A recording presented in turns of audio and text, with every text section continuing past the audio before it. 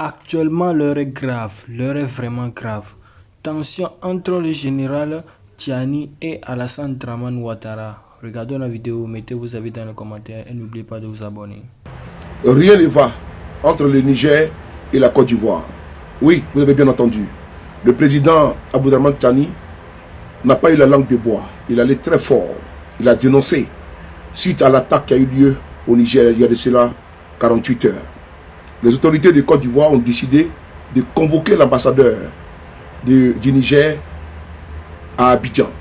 Selon nos informations, outre cette convocation, les autorités nigériennes aussi réfléchissent à rappeler purement et simplement leur ambassadeur en Côte d'Ivoire. On va d'abord lire le communiqué et nous allons avancer. Communiqué de presse du ministère d'État, ministère de l'Affaires étrangères et de la coopération internationale. Convocation de l'ambassadeur de la République du Niger en Côte d'Ivoire, Abidjan le 30 janvier 2026. Le ministre d'État, ministre des Affaires étrangères, informe que ce vendredi 30 janvier 2026, son Excellence, Madame l'ambassadeur de la République du Niger à Abidjan a été convoqué au cabinet de Madame le ministre d'État. Cette convocation fait suite aux graves propos tenus récemment par les plus hautes autorités nigériennes à l'endroit de son Excellence M. Ouattara, président de la Côte d'Ivoire. Au cours de cet entretien, le gouvernement ivoirien a exprimé sa vive indignation et a condamné avec la plus grande fermeté ces déclarations qui non seulement contreviennent aux usages diplomatiques, mais portent une atteinte grave à l'honneur de la dignité du chef de l'État ainsi qu'au peuple ivoirien. La Côte d'Ivoire, fidèle à sa tradition de dialogue et de paix, a toujours œuvré pour le maintien des relations d'amitié et de fraternité avec les pays de la sous-région. Toutefois, elle ne saurait tolérer que les institutions ivoiriennes soient l'objet d'agissements de nature à compromettre sérieusement la qualité de nos relations bilatérales. Une note de protestation formelle a été remise à l'ambassadeur pour transmission à ses hautes autorités. Le gouvernement ivoirien reste attentif à la suite qui sera donnée à cette démarche et se réserve le droit de tirer toutes les conséquences qui s'imposent. Fait à Abidjan le 30 janvier 2026. Voilà, il dit qu'ils vont tirer toutes les conséquences qui s'imposent. D'ailleurs, je vous informe que les autorités nigériennes vont rappeler purement et simplement leur ambassadeur en Côte d'Ivoire et ce qui est dans les tuyaux en réponse à ça. Donc, je vais vous donner. Il y a un paragraphe qui m'a retenu ici.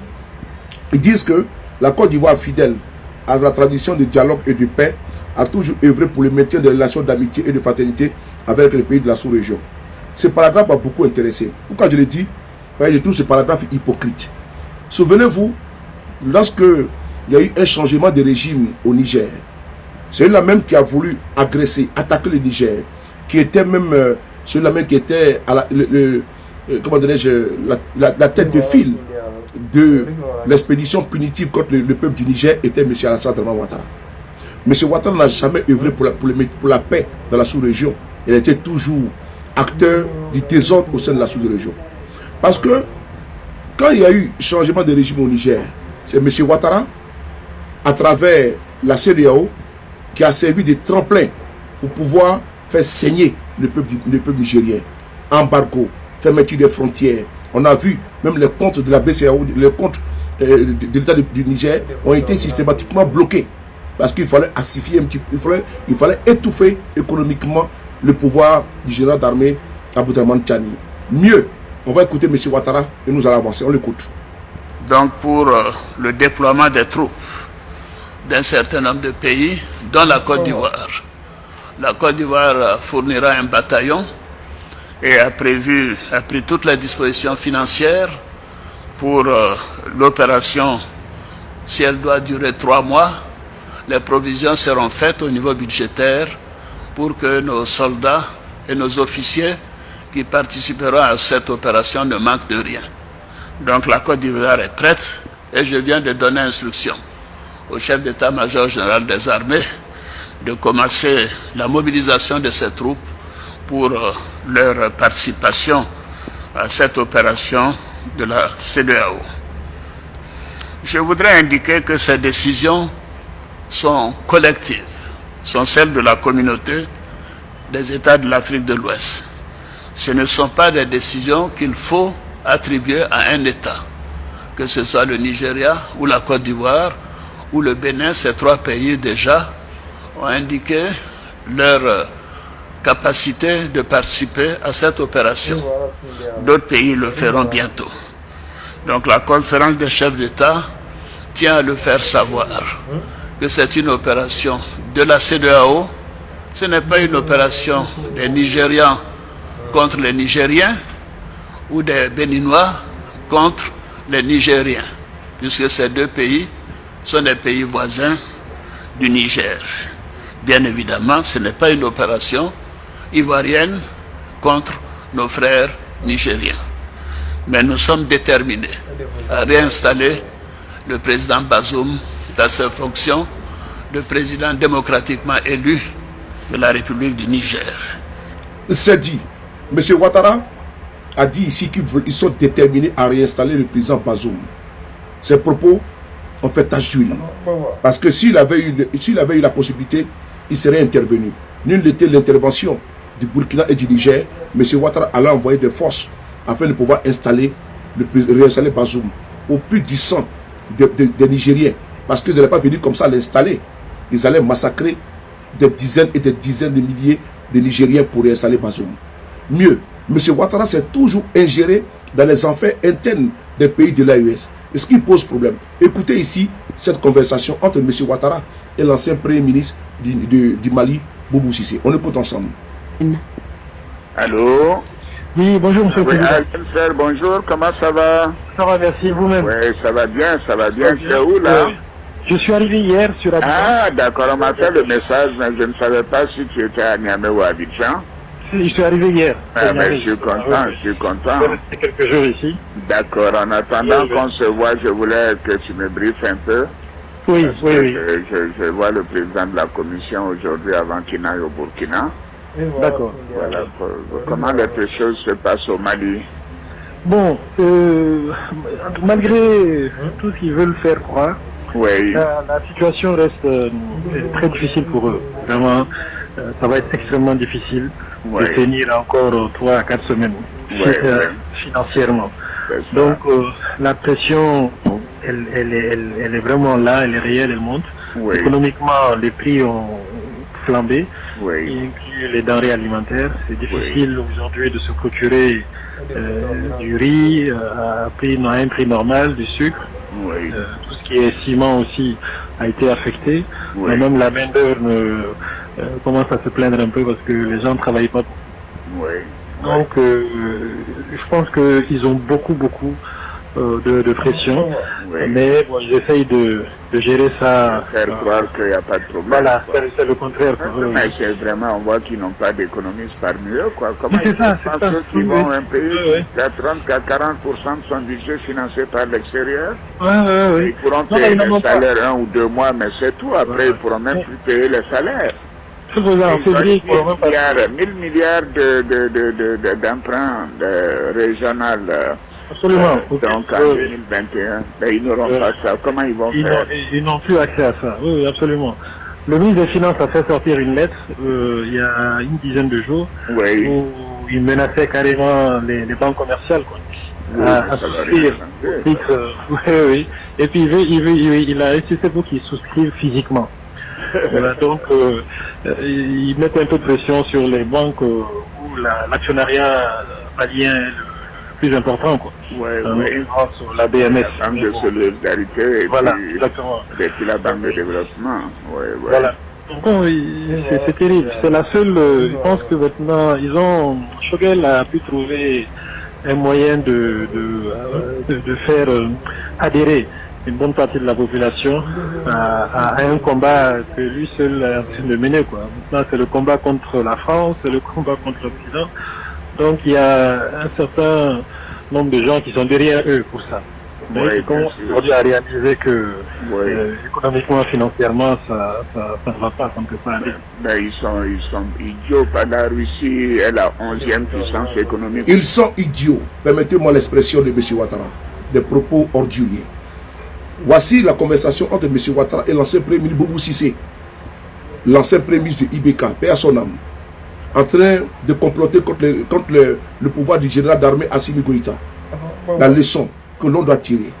Il faut que le régime Ouattara, parce qu'il ne faut pas confondre le peuple ivoirien et le régime Ouattara, il faut que le régime Ouattara arrête de s'ingérer dans les affaires internes de l'AES pour éviter d'être accusé. Je vous remercie. Depuis quand vous avez vu que l'on quitte le paradis pour aller en enfer? Non, de vous à moi. Depuis quand vous avez vu que l'on quitte le paradis pour aller en enfer? L'on laisse le bonheur pour le malheur. Je crois que ce n'est pas possible. Mais c'est en Côte d'Ivoire qu'on peut voir que les militants de M. Ouattara quittaient le bonheur pour rejoindre, n'est-ce pas, les malheurs. On nous parle de croissance à 2 chiffres. On nous dit qu'en Côte d'Ivoire, il coule le miel et le lait. On nous dit en Côte d'Ivoire, c'est devenu un pays paradisiaque. On fait des découvertes des gisements baleines. Mais aujourd'hui, là, en Côte d'Ivoire, les Ivoiriens tirent le diable par la queue. Les militants de M. Ouattara fuient la Côte d'Ivoire. Dernièrement, le ministère français des Affaires de l'Intérieur a dévoilé les chiffres de 2025. Les Ivoiriens sont les premiers en France actuellement, là, en Afrique subsaharienne, devant le Sénégal et tous les autres pays, le Mali et autres. Les Ivoiriens sont les premiers. Les Ivoiriens fuient la Côte d'Ivoire en masse. Quand on venait en Europe, là, le visage de la France a changé. Pourquoi la jeunesse ivoirienne fuit le pays? Frères et sœurs, là où je vous parle là, c'est devenu compliqué. L'Union européenne vient de prendre une décision drastique. Cette fois-ci là, vous avez vu ce que Donald Trump a fait aux États-Unis avec ce qu'on appelle ICE, où il rentrait dans les maisons pour récupérer les gens là. C'est ce que l'Union européenne a voté en Europe. Il faut partager cette vidéo pour que ça arrive. Il faut dire aux frères ivoiriens qui fuient le pays là que le bonheur n'est pas en Europe. Le bonheur n'est plus en Europe. Le bonheur se trouve dans notre continent africain. Quand nous avons des présidents qui ont fait pratiquement près de 100 ans au pouvoir, au Congo-Brazzaville, au Cameroun, quand vous avez en Guinée équatoriale, quand vous avez des présidents qui confisquent le pouvoir, quand vous avez des présidents qui hypothèquent l'avenir de la jeunesse, en Côte d'Ivoire, au Bénin et dans d'autres pays, j'en passe. Quand vous avez ces présidents-là, mais il y a un problème. Quand la démocratie est mise à mal, quand la jeunesse n'a plus de porte de sortie, quand la jeunesse aujourd'hui, ça donne à la loisibilité, quand la jeunesse, ça donne à la facilité, quand l'école n'est plus une garantie de l'ascension sociale, quand le parcours scolaire débouche à quoi? À tenir des cabines téléphoniques, on doit se poser les vraies et les justes questions. Écoutez ici un avocat qui va vous parler. Partagez cette vidéo parce qu'il faut dire aux jeunes Ivoiriens, les militants de M. Ouattara, qui fuient la Côte d'Ivoire pour venir en Europe, que ce n'est même plus la peine de venir. Parce que maintenant, ils vont rentrer dans les maisons pour les prendre, dans les métros, dans les bus. Maintenant, là, tu n'as pas plus de garantie pour laisser en France. C'est devenu en Europe. C'est devenu compliqué et il vient encore de durcir. Au niveau du Parlement européen, ils vont te prendre, ils vont te mettre dans le centre de rétention. Ce n'est plus en France, hein. Ce n'est plus en Italie ou en Espagne. Ils vont t'envoyer dans un pays, soit au Pérou, soit en Uruguay, soit au Guatemala. Ils vont t'envoyer peut-être au Botswana ou bien au Rwanda, dans un centre de rétention, pour aller d'abord étudier ton dossier. 2 ans, tu seras enfermé. Et après 2 ans, on te prend, on t'envoie dans ton pays. Et là-bas, même tu n'es pas encore en prison. Les gars, est-ce que ça vaut la peine? Vous ne pouvez pas fuir la Côte d'Ivoire comme ça alors que le bonheur est là-bas. Quand vous dites que M. Ouattara a échoué, vous pensez que c'est faux. Écoutez cette vidéo-là, vous allez me dire. Écoutez la vidéo. Vous avez vu la police migratoire ICE aux États-Unis. Malheureusement, le Parlement européen va essayer de faire pareil. Bonjour, je suis maître Jonas Cerisier, avocat au barreau de Paris. Vous le savez, chez Exil et Avocat, on fait du droit du travail, du droit pénal et du droit des étrangers. Hier a été voté au Parlement européen des mesures très dures envers les personnes sans papier. Et là, ça va compliquer les choses. Déjà, plusieurs mesures. Ils ont prévu que des centres de rétention soient à l'extérieur de l'Union européenne. Donc c'est-à-dire que si vous n'avez pas de papier, on vous enverrait dans un pays que vous ne connaissez pas, dans lequel vous n'avez jamais été, pour ensuite potentiellement pouvoir vous éloigner vers le territoire d'où vous venez. Donc c'est une situation totalement incroyable où on va envoyer des personnes sans papier dans des pays qu'ils ne connaissent pas, sans repère.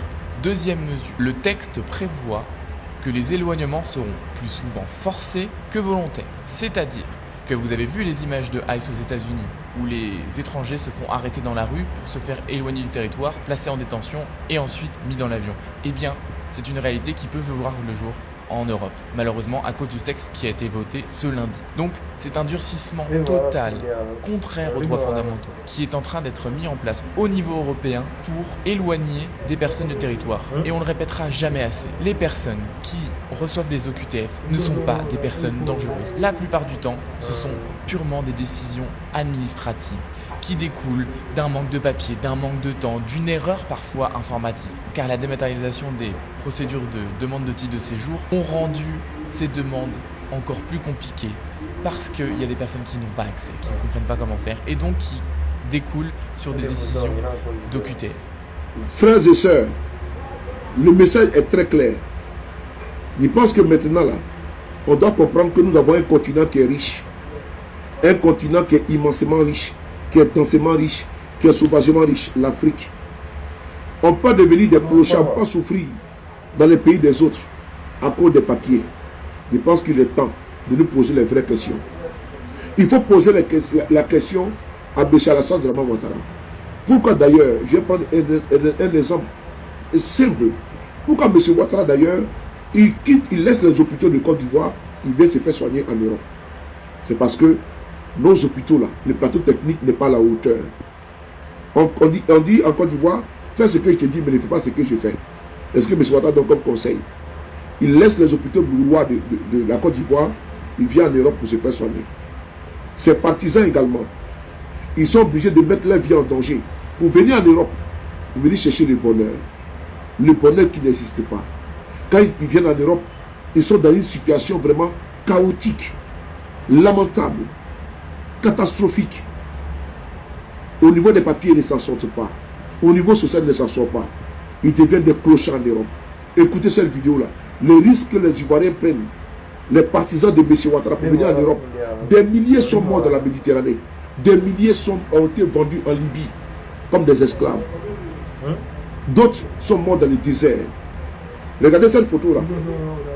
La semaine du mois du 2 mars. Du 2 mars 2026. Mais on a vu en Côte d'Ivoire. Qu'est-ce qu'on a vu?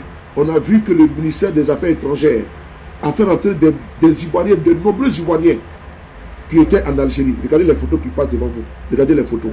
C'est la triste réalité qu'elle a en Côte d'Ivoire. L'heure est grave. Écoutez cette vidéo, vous allez comprendre combien de fois le mal est profond en Côte d'Ivoire. On écoute ensemble. Même s'ils sont conscients de la dangerosité du voyage, leur détermination prend cependant le pas sur la raison. Les candidats au voyage ne se laissent pas décourager par ceux qui l'ont tenté avant eux et qui sont revenus effrayés par la certitude de la mort. Dans 2 jours, je suis prêt à partir même. Sur l'eau. Il n'y a pas l'air, mais avec ça, on sait qu'on ne peut pas arriver en Europe. En Europe, là-bas, c'est un peu, on va s'avancer. C'est moi, il n'y a pas encore l'argent. Je vais partir tout mon village même. De Daloa à Paris ou en Italie, le chemin est long. Le nombre d'intervenants aussi. Des intervenants pour qui le business est rentable. Cela au grand désarroi de familles entières qui s'endettent la plupart du temps pour supporter les frais de voyage du fils, du frère, de la sœur ou de l'époux. J'ai pris 500 000 francs de ma maman pour voyager en début à ça. C'est avec le soutien des parents. Il y a certains parents même qui vont jusqu'à enlever les enfants à l'école et puis bon, ils financent et ils font partir les enfants sur l'eau. Vous voyez comment c'est triste. Les Ivoiriens, les parents même, ils vendent tout. Ils retirent les enfants de l'école pour prendre le risque pour venir en Europe. Les jeunes même, il y a un jeune qui dit que lui, s'il peut envoyer toute sa famille d'aller le faire, l'heure est grave, c'est lamentable. Mais moi, mon travail, c'est de sensibiliser pour éviter que les jeunes Ivoiriens, les jeunes Africains meurent dans la Méditerranée. Pourquoi j'ai fait une fixation sur la Côte d'Ivoire? Parce que les derniers chiffres du ministère de l'Intérieur français, ces chiffres-là sont alarmistes. Les jeunes Ivoiriens fuient par milliers la Côte d'Ivoire. Quand vous venez ici à Paris, en province partout, vous voyez que la Côte d'Ivoire s'est vide de son essence, de sa jeunesse, de son avenir. Il faut arrêter l'hémorragie. Ici, à travers cette vidéo, c'est l'illustration parfaite de l'échec de M. Alassane Dramane Ouattara. Et de mal en pis, les jeunes Ivoiriens vont souffrir en Europe. Merci.